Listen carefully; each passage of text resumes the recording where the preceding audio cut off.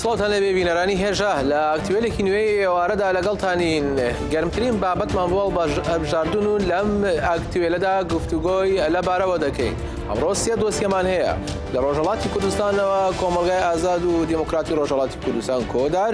لێدوانێکی داوە و لە لێدوانەدا تیشک دەخاتە سەر سیاسەتی ئێستای ئێران و ڕۆژهەڵاتی کوردستان و داوا دەکات کە پێویستە لە بەرامبەر ئەو گۆڕانکاری ناوچەکەدا هەیە بەرەیەکی هاوبەش دروست بکرێت. دۆسیەشی دیکەمان تایبەتە بە ڕۆژاوای کوردستان و سووریا لە هەمان کاتدا پرسی ناوچەکە سیاسەتی ناوچەکە بەگشتی بە تایبەتی ئەو پەیوەندیانی کە لەگەڵ وڵاتی میرنشینی قەتەرا بچڕێنراوە لەلایەن چەند وڵاتێکی عەرەبیەوە. ئایا لێکەوتەکانی چییە؟ ڕقا ئۆپەراسیۆن دەست پێ کردو بۆ ناو شارەکە و هەروەها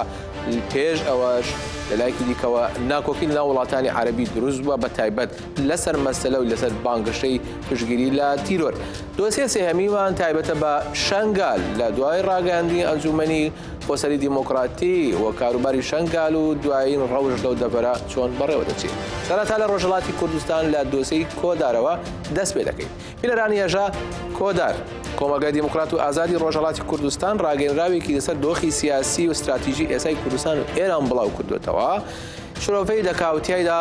دەڵێ پێویستە دەرفەت و دەرەتانی پێویست بۆ ئاواکردنی پلاتفۆرمێکی هێزە دیموکرات و چاپەکان بڕەخسێنرێت. دۆسیەکە بینین و دوایی گفتوگۆی لەبارەوە دەکەین. کۆمەلگای دیموکراتیک و ئازادی ڕۆژهەڵاتی کوردستان کۆدار ڕاگەاندراوێکی بڵاو کردوێتەوە و تێدا ڕاگەاندووە حکوومەت ئێران بە تێگەیشتن لەوەیکە هیچ کات توانای ئەوەی نییە پشتیوانی استراتیژیکەی زۆربەی گەلانی ئێران و هێزە دیموکراتەکان بەدەست بخات هەوڵ دەدات هەر چەشنە دیسیپلین و خەباتێکی تر کە دەبێتە هۆکاری هاودەنگی و لێ نزیبوونەوەی ئەم هێزانە لاواز بکات یا ئەوەی لە ناوی ببات. دەشڵێت لەو پەیوەندیەدا پەسەندکردنی ئەو بارودۆخە وەک چارەنووسێکی حەتمی لەلایەن هێزە پێشکەوت و دیموکراسی خوازەکان سەرڕای ئەوەی کە ساحەی تێکۆشانی کۆمەلگات تەسکتر دەکاتەوە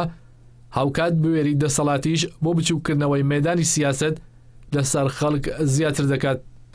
کۆدار دەڵێت لە دەرەوەی سنوورەکانی ئێرانیش شەڕ و پێکدادانێک لە نێوان هێزە دیموکراتەکان و دەوڵەتە دەسەڵات خوازەکان و کۆنەپەرست لە ئارادایە. هاوشێوەی ئەم بارودۆخە دەتوانین لە سووریە ببینین. کۆمەکردنی دژی کوردان و هاوپەیمانانین وەک پێشەنگی شۆڕشی ڕۆژاوە بەمبەستی شکست پێکێنانی تێکۆشانی دیموکراتەکان بە یەکێک لە هاوکاری هەرە بنەڕەتیانەی ئەم دەوڵەتانە دێنە ژمار. لە ڕێگەاندراوەکەی کۆداردا هاتووە لە هەلوو مەرجێکدا کە حکوومەتی کۆماری ئیسلامی مانەوەی خۆی لە پێشیلکردن و ئینکاری پێکهاتە و هێڵە فکری و گوتارەکانی تر پێناسە دەکات لە کاتێکدا کە ڕۆژهەڵاتی ناوەڕاست لە هەبوونی خۆیدا بەرەو ژیانە و تێپەڕبوون بەرەو دامەرزاندنی داڕشتنەوەیکی سیاسی نوێ دەچێت یەکانە ڕووی کردێک کەواتە پێ بدرێت یەکدەنگی هاواهەنگی و پێشبردنی خەباتی هاوبەش لەلایەن هێزگەلێکەوە کە بە دامەرزاندنی دیموکراسی ڕادیکاڵ لە کوردستان ئێران و ڕۆژهەڵاتی ناوەڕاست باوەڕیان هەبێت. هەتا ئێرادەی کۆمەلگای مافاز و بەرابەرویست ژنان کرێکاران و چینی بندەست بەهێز نەبێت ئەو ئێرادەی دەسەڵات و پاوانخوازی سەرکەوتکاریش لاواز نابێت. لەو بێنەدا ئەم مژارەی کە خۆی وەک گرنگیکی مێژویی دەداتە بەرچاو دامەرزاندنی چەتر و میکانیزمیکی نوێیە کە بتوانێت لاستی جیاوازدا هێزە پێشکەوت و دموکرات یەکسانخواز و چەپەکان لە یەک نزیک بکاتەوە. لەو چوارچێوەیەدا کۆمەلگای دیموکراتیک و ئازادی ڕۆژهەڵاتی کوردستان کۆدار سەرڕای ئەوەی کە ئامادەیە بە هەموو هێزی تێکۆشانی خۆی بارکە مێژویەکانی خۆی هەڵسێت لە هەموو حەزب و بزوتنەوەی سیاسی و مەدەنیەکان کەسایەتی و ڕۆناڵبیرانیش داوا دەکات کە بە هەستی بەرپرسیارەتی شۆڕژگێرانە هەڵویستی خۆیان لەو بارەوە ڕابگەین و باس لە گفتوگۆ لەبارەی دامەرزاندنی میکانیزمی خەباتی هاوبەش بخەنە ڕۆژەوی خۆیان. کۆدار هەروەها داوا لە بیرمەند پسپۆڕانی سیاسی و فکری کوردستان و ئێران دەکات تا بە بەشداریکردنی فکری و کردداری لەو مژارانە یارمەتی پێکێنانی دەرفەت و دەرەتانێکی پێویست بۆ ئاواکردنی پلاتفۆرمی هێزە دیموکرات و چاپەکان بدەن.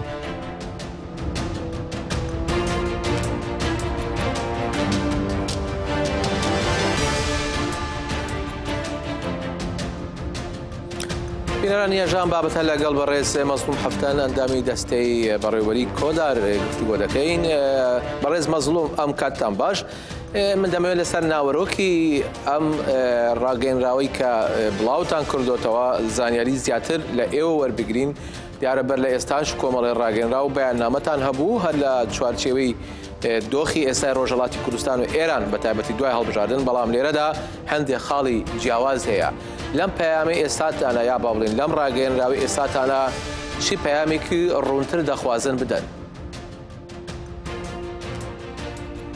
بله، ئەو کاتت باشەوەڵ. بەڵێ. هەلو.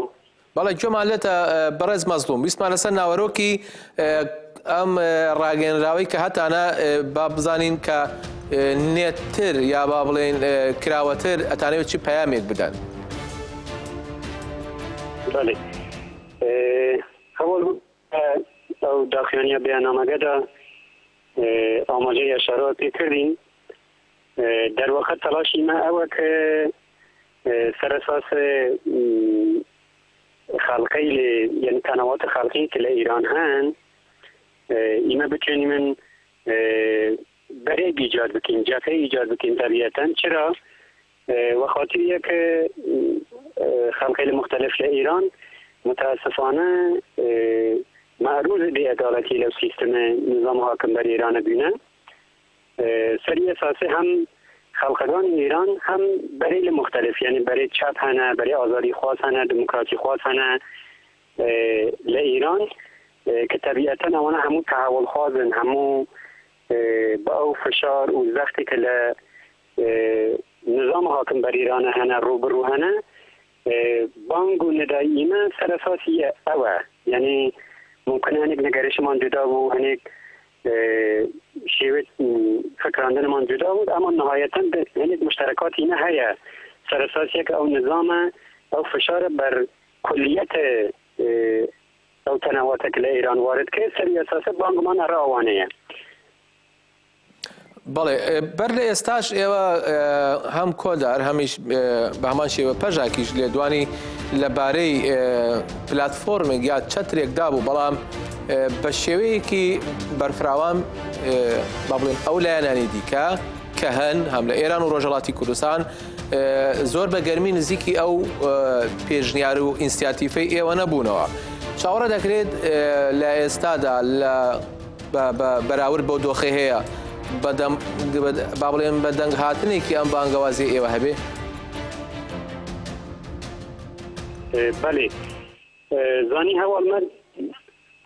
بانگێکردینە مخاطب دوژن تەنەوە پڕن. وەک نمونە بێژم مثلا نها لە ئیران تەنها قەستمان ئەحزاب بشیم یا هەنێک سازمانی خاص نین کە هەنێک تەنەوات هەنە لە ئیران کە ئەو تەنەواتە واقعا بچارە فشارن. وەک نمونە بێژم تبعیض جنسیتی فاحش لە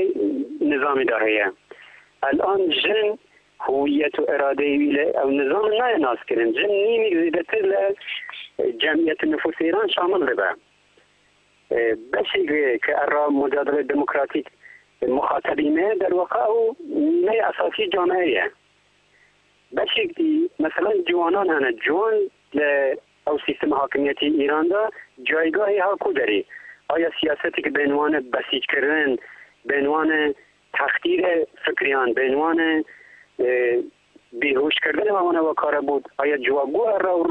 راستیه طبیعتا زدی بیتشتیه. یعنی او مخاطبین تنها بشیم احزاب بون هنیک سازمانون طبیعتا نه. نتوه یا خلقی دری که ایران هنه مثلا بلوچنه، آیا برخورد حاکمیت حاکم بر ایران لمقابل خلق بلوچ چیه؟ واقعا در شرایط بسیار سختی در زندگی دکن. خود طبیعتا مخاطب من او تنواتن. وضعیتی که لخلق عرب وریو چود، وضعیتی که لخلق ترکمن وریو چود، وضعیتی که خلق آذری وریو چود، یا جدا یا مسائل ترک اعتقادی باوری آینی هنه. آیا زردشتیان به ناو ایران حکایتان چیه؟ آیا بهاییگان وضعیتان چینه؟ آیا کردگان مسلمان غیر شیعه مذهب وضعیتان چینه؟ اوانه که غیر مسلمانان وضعیتان چینه؟ برای تنها مخاطبی ایمه او بیانیه او داخیانی تنها بیشی مالا ایمه اعضاب در نظر گرتیم یا لناو چپ که ایمه یوشی من جبه یا برای چپ مخاطب مانتویم مشارکتی در يعني مشترك اقداماتی انجام بدیم تنها کسیل یا حزبی چپ که تین ناز کردن طبیعتا نه نگرش چپ بومان مهمه اوانه که معتقد به سوسیالیسم معتقد به آزادی معتقد به دموکراسی حتی در حد شخص مون طبیعتا نه اینا دست به تنگاوا کردیم نه راست ممکنه هوا که برچاوتی دیتن یا حداقل مدیایی او دبودن ممکنه انسان بشه خو کمن یا جواب تعالی ناته دایی البته خباتی که ایمان مشینیم یعنی بری وری او دویمن طبیعتا ندایلی که همگرانه یعنی همسون و گلیمه نکمن فرانه بس من أمي برسي دعائم كم دعائم برز لا يستعد بعض لا صوب بعض سر دستي ورداني دركي لا إيران هي وبعض لا زياد بوني نارضايت كان أو خوي إيراني شيء متى يبلغ هري ما كذا قريني كي جدي دبين ريت حتى دعائم جار مسألة هالوشيني سيستمي قطريج بون منابع بلين لا أراده بلا ما بس مويا أيا بدرس كني جبهة كي بوشي ويا يعني بلاتفورمي كي بوشي ويا دتوانيد ببيت ألترناتيف بو أو سيستمي ك لإيران دا ك يعني مجبور بقران كايديا زاني هوال الان فشار للدنيا ده لسر إيران هي ایران دیگه واحد کرده طبیعتا جتک درست ببر یعنی ایران هم در سطح خاورمیانه بیشتر واقعا او مثلا ناتوی عربی حکایتی گستر کردگی عربستان سعودی اسرائیل سور لسر مسئله یعنی حکایتی که دیویژن حکایتی تنها در حد شعار نیه سروی اساس حاضرتی تگرن فرا منطقه دنیا او حکایت دستوردن ایران لولاتانی دی بر اساس یک ایران با نگرش حاکمیت اسلامی به محوریت شیعه در مقوله جهانی حاضر کیده که خود طبیعتا یه دنیا دنیتی ده قبول کردن رنگ فشاری که لدنیا دتی فشاری حساب شده سریع کار بکن و بگمان برامری شده را ایران سو بشک دیجی مشکلات داخلی ایران یعنی مردم تحت فشار و ناعدالتی وحشتناکن فشاری که سر مردم هاته آماده انفجار و تقینه رایه ایما خواهان مداخله دروا یا بشیم چاره سری لمداخله دروا طبیعتا نه اما تشتی که دستلا داره حاکمیت چیده که او دخوازی در واقع او که خواهد و ریه بود طبیعتا اوش قبول نتی رایه بشیوه ریشه یا بنیادین او خط سیمه که نوشیدن در واقع او برای او جبهه در آوا کردن او خط سیمه تاثیر گذارن چون تشتی که نتوخواهیم بمشینیم یعنی وریو بیمن مسائل خلقی نه او نگرشیل چپ او نگرشیل دموکراتی خواز او خلقی که تحت فشار دولت مننه یعنی او کسی که واقعا معروض به عدالتی دولتن سروانه اساوکیم در چارچوب کردستان یا روشالات کردستان در چارچوب گشتین ایران حتی در خاورمیانه منطقه او نیروی آزادی خواز و دموکراتی خواز کمون این دست دوستی و مقابلانه بریش که این طبیعتا و امین ویا انجام بگیرین ولی باوریم سلی اساسه و معتقدیم که اوه کارسازه اوه تعیین کننده زور باشه زور سپاس برئیس مظلوم حفتن زور سپاس برئیس مظلوم حفتن اندامی دسته بڕێوەبەری کۆدار سپاس بۆ بەشداربوونیەوە بەڵێ بینەران ێژا ئەوەی کە گوێمان لێبوو بینیمان لەگەڵ بەڕێز مەزوم حەفتان تایبەت بە دۆخی ڕۆژهەڵاتی کوردستان هەڵبەت زیاتر جەختی لەسەر دروستکردنی پلاتفۆرمێک کردەوە وەکو پێداویستیەکی حتمی دەچینە ڕۆژاوای کوردستان و باکووری سووریا ئۆپەراسیۆنی ئازادکردنی ناوەندی ڕەقە دەستی پێکردەوە دۆسیەکە بینین لەبارەی ئەوە دوای قساک تحية لقوات التحالف الدولي فەرماندەی گشتی هێزەکانی سوورای دیموکرات ناسراو بە قەسەدا ئەمڕۆ بە بەڕێوەبردننی کۆنگرێکی ڕۆژنامەنووسی بە فەرمی دەستپێکردنی شەڕی گەورەی ڕزگارکردنی ناوەندی ڕقی ڕاگەیاندوو لەو بارەیەشەوە تەلال سلۆ وتەبێژی قەسەدا لە چوارچەوەی کۆنگرا ڕۆژنامەنووسیەکەدا زانیاریدا و وەڵامی پرسیارەکانی ڕۆژنامەنووسانی دایەوە سلۆ لە قسەکانیدا ڕایگەیاند ئۆپراسیۆنەکانمان لەبەرەی ڕۆژهەڵات ڕۆژئاوا باکوور و باشووری ڕقەوە دەست پێکردووە و هێزەکانمان تا ئێستا چاوەڕێی قۆڵی ڕۆژئاوا بوون تا شەڕی گەورە بۆ ڕزگارکردنی ڕقا دەست پێ بکەن. ناوبراو ڕوونی کردەوە هێشتا کاتی کۆتاییاتنی شەڕی گەورەی ڕزگارکردنی ڕقا نازانرێت و دیاری نەکراوە. وتەبێژی قەسەدا دەنگۆکان سەبارەت بە ڕێکەوتنی قەسەدە و داعش بۆ چوونە دەرەوەی چەتەکان لە ڕقا ڕەت دەکاتەوە و وتی ئەوەی دەوترێت هێزەکانی ئێمە لەگەڵ چەتەکان ڕێکەوتون تا چەتەکان شارەکە چۆڵ بکەن درۆیە، چونکە ڕێکەوتنێکی لەو بابەتە نە لەگەڵ ڕێبازی ئێمەدا دەگونجێت و نە لە ئاستی بەرپرسیارەتیماندایە لە بەرامبەر گەلەکەمان. تەلال سلۆوتیشی باشووری ڕقا پێش دەستپێکردنی شەڕی گەورە بۆ ڕزگارکردنی شارەکە کرابەوە. هیوادارم لە ڕۆژانێکی نزیکدا کۆنگرەی ڕۆژنامەنووسی پاش ڕزگارکردنی ڕقا ببەستین. هێزەکانی سوورەی دیموکراتی لە مانگی 5 ساڵی 2016ەوە لە ژێر ناوی تووڕەی فرات دەستیان بە ئۆپراسیۆنی ڕزگارکردنی شەڕی ڕقە و دەوروبەری کرد تا ئێستا جوگرافیایەکی زۆر بەرفراوانی ڕقەیان لە چەتەکان پاک کردوێتەوە کە چەند شارۆچکە و شارەدێ و سەدان گوند لەخۆ دەگرێت. دوایین جار دوێنێ گوندەکانی عەدنانیە و بیرهاشم و سەگورا و ڕەبیعیان لە چنگی چەتەکان ڕزگار کرد و بەگشتی 36 چەتەش کوژران. هەروەها لە ئێستادا گوندەکانی هاوی هەوا یاروب ئەبوو سووس لەلایەن شەڕڤانانەوە بە تەواوەتی گەمارۆدراون. انتظرناها وانتظرها جميع العالم والشعوب المحبة للسلام. بینەرانی ژان بابەتە لەگەڵ بەڕێز بنیادجزیری ڕۆژنامەوان گفتوگۆ دەکەین لە ستۆدیۆ لەگەڵمانایە. بەڕێز بنیاد بخێراتن. وەکو هەنجی دیت ئۆپەراسیۆنی ئیدی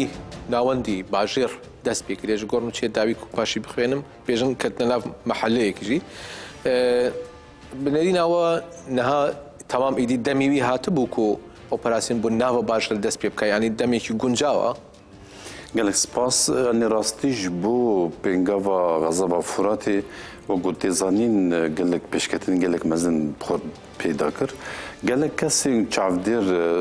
digotin ku çima dereng me yan jî wekû cenaba behskirana guncaviyana rastiya wê ew ku pêngav gav bi gav tê meşandin him ji alîkî rizgarkirin him jî alîkî dî parastina gel. Yani ji bo wê hemû deverên din hildan saxlamiyê hemû gelên derdorê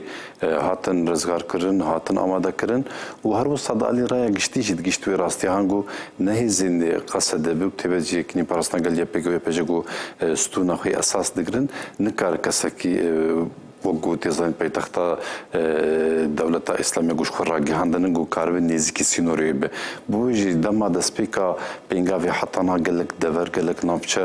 di bendavên serekeyê gul Sûriya têzanîn bendava şîrîn û azadî ku navê xwe behs hatin rizgarkirin evaya jî isbat dike ku merhelên ku tê meşandin gav bi gav encamên gelek mezin xortîn di aynî demê jî gihîştî wê asta ku îro roj berê xwe bidin Iraqayê bû rizgar bikin. باش نها قال براورد يعني مقارنة هنا بري موصلوا رقاب كاينش بالكم موصلوا للعراق وكو بنكي سركي داعش تحت ناس كرن حتى انها موصل بتمامي ازال نبيه قالتي بارتي كيم معه وبحث تكرن كو بشكي زحمه هذا ازاد كرن داعش اللي موصلوا انا قالك تشتيخو برب الرقاب بدي نها بستي من اول ببرسم ازاد كرني الرقا او باورت يعني اوقات زحمت ببي يعني زحمتي شي مازن يا دمك بردريج بقري بمقارنه لقى موصل يعني بيكمان الجور تجربة هزين قصدا وبتبدي بشتي رزقر كنا كوباني جريسبي وشدادي هول شاي كزوانا وهروسا منبج كوك حفتي سيرو جبر دوام كر ودهات ناس كرن منبجي يعني بريق من طبقة منبج وقت دفركي دو يمين دهات ناس كرن السوري جبو شتين داعشي بتبدي جبو مسألة شوني خو استراتيجي جريداني سوريا قال تركيا روسا وقت دريك بو جبو بوچتين داعش دالي تركيا ودالي اوروبا وجهان جيشيده اوايا بزانبونه كي مزن بوستابونه كي مزن برخدانه كي مزن هات رزقار كرن دفرد حركه زان تجربه كي مزن هي جبو يعني هرچ قيسي اف سلاح وچك وهروسا چته بيد او كرن تقول تجربه جو هي نابا اصلا جبرغو حركه زان بشتيغو وبحث موصل كر بشتيغو موصل يعني تبر خدانه كرد دروجا داعش كتي بري خدان كوباني هات ناسكرن كوباني تبر خدانه كي مزن داعش لورش كنن جبو يجي الجور او قاس تجربه بشتي كوباني حتى انها تزحمتي ونبل بيشا هيزن قصده بيف جريداي دالي زحمتيات جي ام زانن جو تركيا وقاس اصلا جيدك بتبت جيريشين برغه قرشو علي شنغالي كر تفوان حمو زور زحمتيا ويريش جو تكرجي دي ساجينا با اصلا قل بيشا بينغافا رزقار كنا رقاي باشا هون بحث تركيا كر از بپرسمكو مش خاكو بينغافي كمين دس بيك تركيا لباشيدا يعني وكي فرصت ديدكو اجبركو اوبراسيون انجل بكا دزوردان كر دزورتاني هين دوام دكا از دخوازم لسر اوبرسا برسل بگرم از نوچه داوی بدم بینرانی هجا با پی دوائین هوال که لبردست ما منو میبوتم خوین مو شروانان سروانانی هزکانی سوریای دموکراتیک با پی او هوالی که استاهیا چونتا ناو گرکگ لا رقاوه زانیارکانی لا و بازکان که دوای دوانی فرمانداری گشتی قصده كرايجان جنگي مزن بورزگار كني ناوندي رقدس بيا كاشربانا قصده كاجميت شوالي يواري امره هلبت بكاتي ناوچكا بكاتي رقا دستيام اوبراسيون بو ناو شار كردو چونتا گركي المشلب كدكويتا روجلاتي شاركوا بپی وزانیارانی هی استال گرکی المشلب شرکی دجوار لنیوان شروانانی قصد و چتکانی داعش داده سپی کردوا استا شروانان لو گرکت هم بالا بینرانی هجا يعني بپی ام زانیاری که لإستال شری کولان بکولان لگرکانی روشلاتی رقا ده سپی کردوا سباره به ترکیه بله برای ترکیه و اثبات دکی دما پشتی راگیاندنی دست پیکرنا حمله یعنی پینگا وارزگر کنا رقی بیک ساعتی گو گمشلب قالك دفريوي هاتن رزقار كن تبتجي قالك كي او استراتيجي تي واتيغو اصرار كرنا كي هيجبوي ما بس من دزوردان لتركيا بو مثلا تخمين كانوا دي ساعه تركيا هاول بدا يعني تركيا دخوازه بچ اوای داعجنا بمينه يعني نرخي تخمين كانوا جبركو تركيا الريغنا دان وخواستي بو اوبراسيون رقه تبليبون وي تشينبو و هاول بابو استان كرن يعني مداخله كدم كاله باشيدا بله يعني جبوت تركيا بتبتجي حركة زان يعني بري تشوني سروكي تركيا رجب طيب أردوغان بو أمريكا وهروساكاتي شو حتى نهاجي إصرار دك جبوغو هم جعلي كي ديبو يكتين كوالسوني نبنتو بتبت أمريكا تيكلي خوغل قصدا ويا بيجا خود بك هروسا جبو أصلا كرنا في حملة شو تشتي دسويتي ديكي بليوان إيريشين هوايو طياري كشفي نظام موقع صار سينور بن بيكرن هروسا جي حر دقيقة محتملة لدفرت جد علي هزن كني بارسنا قال يبجا ويبجا هروسا درباري قصد جوانا زان يعني بري هزن نبنتوي حتى يشاركرن كو تركيا تباوري بينينا كو كيجان لحظة جي ممكنش باش دي إيريش بك أو إيريش كرني كو تركيا تكين نتنيش بقول تشمر تفلي في بنغافينا بي أساس حزناك قول هريمي روجلاتي سوريا يعني باكوري سوريا سيستم کی درست به اف سیستم همون گلان پیک و بجین با شوی کی براتی سر اساسی سیستم فدرال دموکراتی باکوری سوریا بوی یعنی هر تشتی کی دست ترکیه بیوی بکه دعینی دمدجی تدبیر جهانی برگو تاني تلهيفيات تركيا وسياسات تركيا بمينة حركة زانة تركيا بتشرنجي تفليبوني خو يعني اللي كاري خوش بو داعش دك تركيا بتشرنجي دخوازة على زيل سوريا بجشتي بردوام بكش بو تشارسري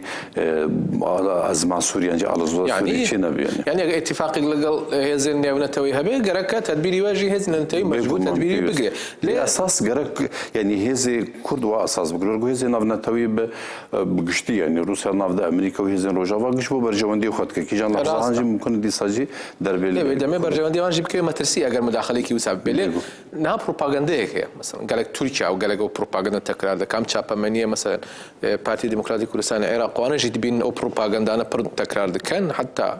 وان هيزين انا كسو ما انا كسو وانا جيت بيجن بتايبه تركيا بيجي قصد يعني هي سوريا ديمقراطيه لقال داعش اتفاق كريا كو لرقه باج بكشين هرين أدردوري آلميرا وان دفريدن كو داعش تيه شقازون بروباغندا راسه خود تلاسلو رد كرديه اما او بروباغندا شقاز راسته اگر راز نیه ارمان چیه گوتنه کی بسا بگو من ارمانش تی زانین یعنی جبگو بدن نشاندان گو اف برخودانا مزن گوتی کرن بشوی کی ضعیف بک سیست بک بشه اوانا بردان چون نتنه جبویش بود دفردی حتی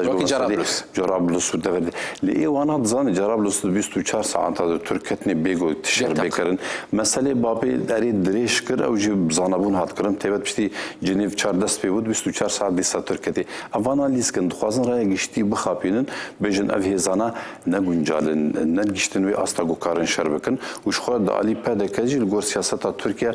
تفدگر کی جان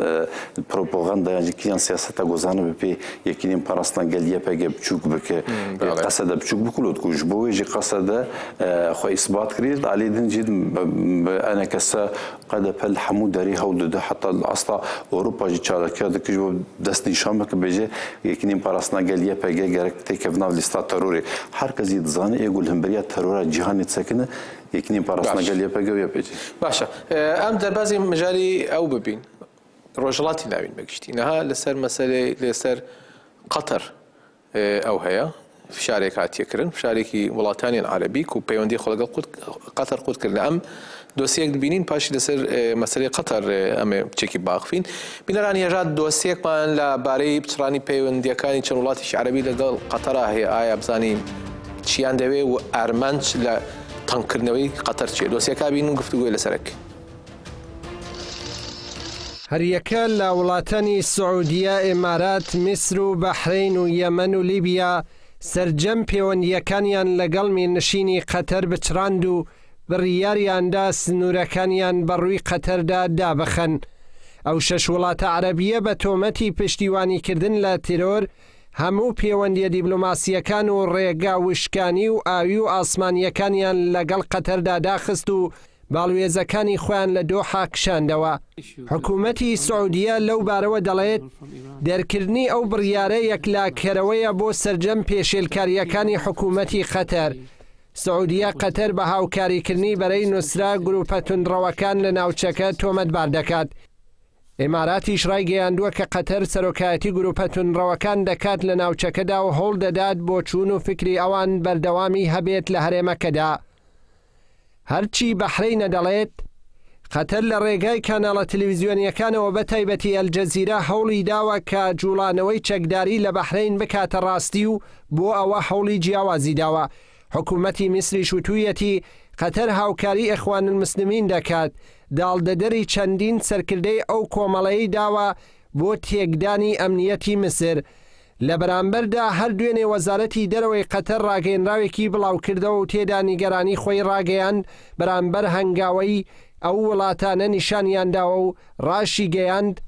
شکست بەو هەوڵانە دەهێنن کە بۆ دروستکردنی کاریگەری نەرێنی لەسەر کۆمەڵگا و ئابووری قەتەر دەدرێن. هەر دوێنێ تورکیاش وەکو هاوپەیمانێکی قەتەر نیگەرانی خۆی لەبارەی بڕیاری شەش وڵاتی عەرەبیەوە نیشاندا کە بە تۆمەتی پشتگیری داعش و تیرۆر پەیوەندیان لەگەڵ وڵاتی قەتەردا پچڕاند. ئەمریکا و غەرب لای خۆیەوە محسن ڕەزایی سکرتێری ئەنجومەنی دەستنیشانکردنی بەرژەوەندیەکانی حکوومەتی ئێران دوێنێ دووشەممە ئاشکرای کرد عێراق و تورکیا و ئێران کۆبوونەوەیەکی سێقۆڵی ساز دەکەن سەبارەت بە کێشەی قەتەر و وڵاتانی دیکەی کەنداو. چیگەیان شاه سەلمانی پادشای سعودیە دەیەوێت دەستێوەردان لە قەتەردا بکات و کودتایە بەرپا بکات. وتیشی شاه سەلمان ڕۆڵی سەدام دەگێڕێت و دەیەوێت قەتەر و بەحرین قوت بدات. هاوکات ریکس تێلەرسەن وەزیری بەرگری ئەمریکا داوای لە وڵاتانی ئەنجومەنی هاریکاری کەنداو کرد کە ناکۆکیەکانیان چارەسەر بکەن و ڕایشی گەیان پچڕانی پەیوەندیتان لەگەڵ قەتەردا بە هیچ شێوەیە کاریگەری لەسەر شەڕی دژی داعش نابێت. They will see the strength of a combined 68 nations and organizations. Together we share a resolve to deal ISIS. بەڵێ بەڕێز بنیات قەتەر پشتی سەرهەڵدانی گەلانی ڕۆژهەڵاتی ناوین لە تونس حتا سووریا قەتەر یەک فیگۆری ئەساسی هێز بوو لە هەرێمێدا و چکۆر داخوێنی وان وڵاتانە و پەیوەندی خۆ قوتکردنە بە پشتیوانیە تەرۆر تێناسکرێت لێ چمان نەها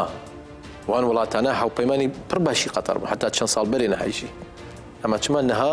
پەیوەندی خۆ لەگەڵ قورد دکەن و دخوازن ئەو سیستەمی ئەو ڕژێمی قەتەر بێ گوهارت باوریا من وڵاتی عرب زیاتر باز گەیشت گریدای سیاسەتانە بنەتەوەی تێبەت پشتی هاتنە سەرۆکی ئەمریکا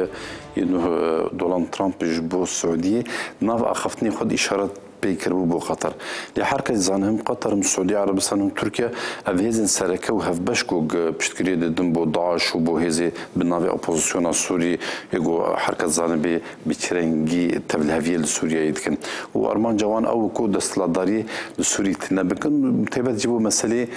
نەهێلن داعالیە شیعە لە هەرێمێ دقەوت بن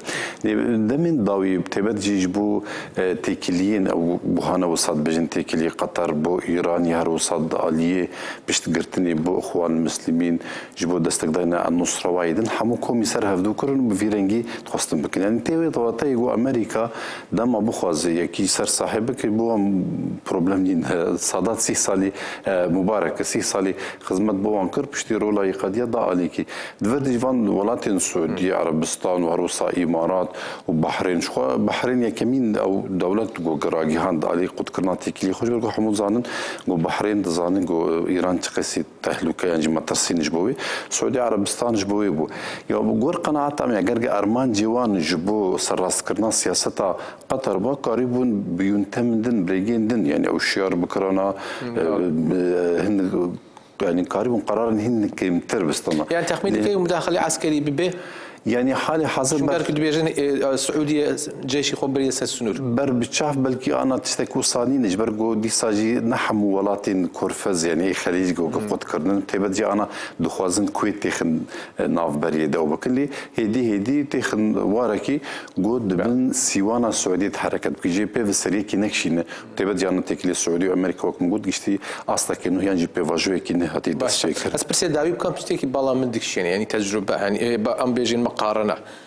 تبنيره نهاد تركيا يجي دخواز رولي قطر بليسه للرجالات النابين شابر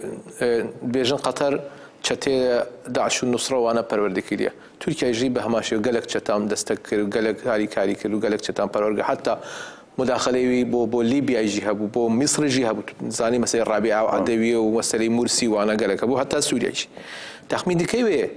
لروج دهاتو دا وشارنوسي قطر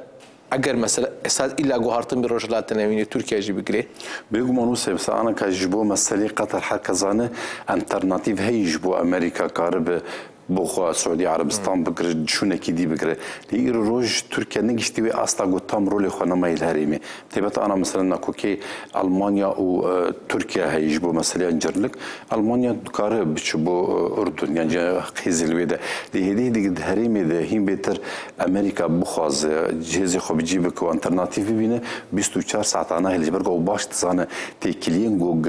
أردوغان بداعش والنصر دك وبتبت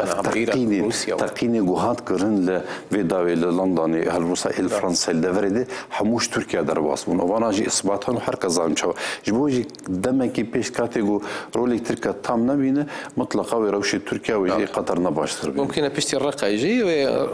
دنگا بيجوهارتن او هاوسانجي جالكس باس برز بنيان جدي روجنامون سباس بتابلي بناو بلاي بينراني هجا دعين بابت كأمرو گفتگوی لسرکن پرسی شنگالا وقت زانن چند روز بر لیسا شنگال کنگره بسترا لبه با بجداری زور پیزوری ازدیاکانی شنگالو هرچو پاچی کردستان و جیهان انجام نامه کنگره بلاو بو با او انجام نامه ببینیم دوای قصه لسرک انجی ببین برسوا دنگی وی ملتی اکو دنگی خدایمه دنجي أسخازن بيجم أبدر ندس جي سلطي وقت قول دولة تاد بيجم أبدر جهي برسيارية 400 نوێنەری خەڵکی ئێزدی شنگال و تەواوی کوردستان و جیهان لە ڕۆژی 30 گوڵاندا دووەمین کۆنگرەی ئەنجومەنی خۆبەڕێوەری دیموکراتی شنگالیان بەڕێوە بردو ڕۆژێ پاش ئەوەش ئەنجامنامەی کۆنگرا بڵاو کرایەوە لە ڕاگەیاندراوەکەی ئەنجامنامەی کۆنگرەدا هاتووە ئەنجومەنی شنگال پێشتر بە ناوی ئەنجومەنی ئاوادانکردنەوەی شنگال کار و خەباتی ئەنجام دەدا لەمە دوای ناوی بە ئەنجومەنی خۆبەڕێوەبەری دیموکراتی شنگال دەگۆڕێ و ئەنجامنامەی کۆنگرەش بەم شێوەیە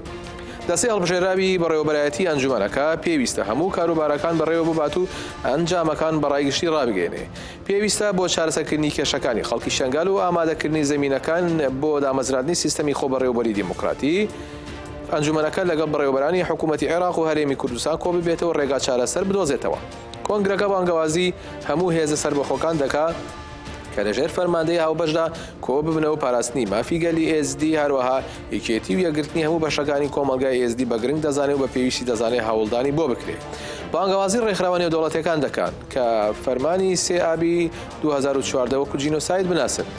هەروەها دەڵێن پێویستە ڕێکخراوە نێودەوڵەتیەکان و کۆمەلگای نێودەوڵەتی مافی خەڵکی ئSD بۆ دامەزرانی سیستەمی خۆبەڕێوەبەری دیموکراتی بەڕەوا بزانن. هەروەها داوا دەکرێت لە ڕێکخراوەکان کە لە بەرامبەر حکوومەتی عێراق و حکوومەتی هەرێمی کوردستان پشتگیری شەنگال بکەن.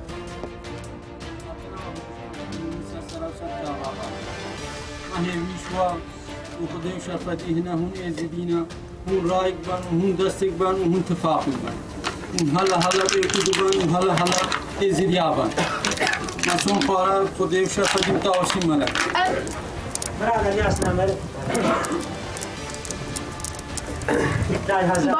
ام هیوینا کو ام جی ببین برسوا دنگی وی ملتی کو دنگی خدایمه اد دنجي اسفازم بيجم افدر ندس جي سلطي وقت قول دولة اد بيجم افدر جهي بالبرسيارية يعني ام ايرو اركك السرماية بارك جران سرملمية دبي ام جي باري ربين برسب يعني عندما ما صون بقوا هر انسان کی رو صون فعال خدمات اجرات ازیده او با اندامه به مجلسی في البجارتنا والرئيس واحترامي مش وهمواره ان شاء الله ازدكاي بینەرانی ژان بابەتە لەگەڵ بەڕێز ڕێهام حاجۆ هاوسەرۆکی ئەنجومەنی خۆبەڕێوەبەری دیموکراتی شەنگال گفتوگۆ دەکەین. بەڕێز ڕێهام دەم باش هون کۆنگرێ خۆ بەست ئەم کۆنگرێوە پیرۆز دیکەین و ئەم دخوازیین بپرسین وێ پشتی کۆنگرە ئارمانجیەوە چییە؟ یعنی چما کۆنگرە لە دەمێکی وسادا گرێدان و وان بڕیارین کۆنگرە دەرخستنە چقاز گرنگن.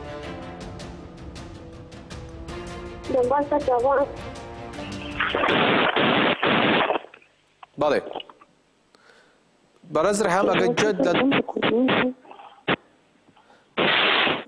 ڕێهام ئەگەر دەنگ ئێمە دەبیستن ئەم دخوازینە سەر کۆنگرەوە بپرسین کۆنگرە چاوە دەرباز بوو یان بێژین ئەو بڕیاری لە کۆنگرە هاتیە گرتن چقاس بڕیاری گرنگن و داخوازیەوە بۆ شەنگال چییە؟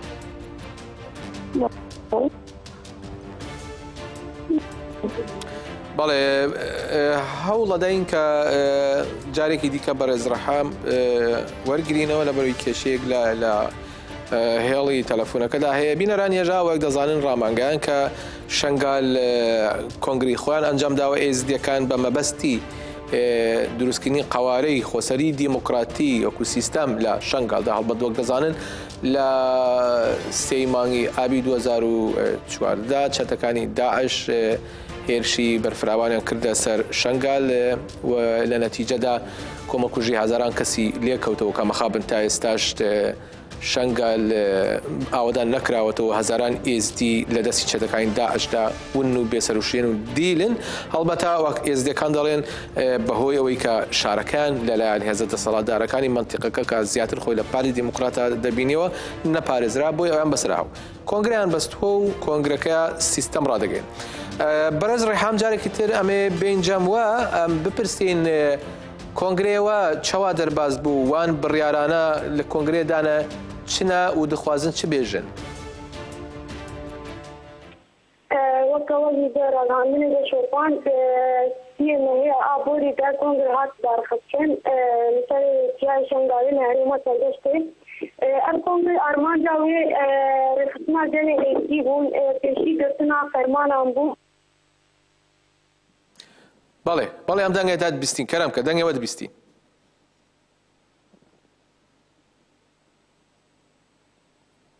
بەڕێز ڕێهام ببرە پێم وابێ جارێکی دیکە پەیوەندیەکەمان لەگەڵ بەڕێز ڕێهام پچڕا دیارە لەو ناوچێ لە ناوچەی شەنگال کێشەی هێڵی تەلەفۆن هەیە وەک چۆن کێشەی ئاوادانکردنەوەش هەیە بە داوای لێبوردنەوە بەڵێ بینەرانی هێژا ئێمە بە پرسی شنگال کۆتایی بە ئەم بابەتەمان دێنن کە باسمان کرد بۆتان کە شنگال و گرنگی ئەو لە کوێدای هەڵبەت ئەمڕۆ یەکینەکانی بەرخۆدانی شنگال یە بە 6 لە لێدوانێکی دابوو لە لێدوانێکدا کۆمەڵی پروپاگەندەی بە درۆخست بۆ کە ڕایەنگەیانە بوو گوایە شاربانانی یەبەژە ناوچەکانیان بۆ هێزەکانی دیکە بەجێدی هێڵن چۆڵ دەکەن بە تایبەتی کە ئێستادا ئۆپەراسیۆنی حەشری شعبی لەو دەڤەرە بەرداوام بە یەبەشە ڕایگەیاندووە کە نەخێر بە هیچ شێوەیەک هیچ دەڤەرێکمان چۆڵ نەکرۆ چۆڵیشی ناکەین و هەر هێزێک دژی شنگال و دژی دەستکەوتی ئێزدیەکان لە شنگال بۆسێتەوە بە توندی ڕوبەڕووی دەوەستینەوە و ڕوبەڕووی دەبینەوە. من لێرەدا کۆتایی بەم بەرنامەیە دێنم و سپاس بۆ ئێوەش کە لەگەڵمانە بوون. لە شاد و خۆشیدا بن.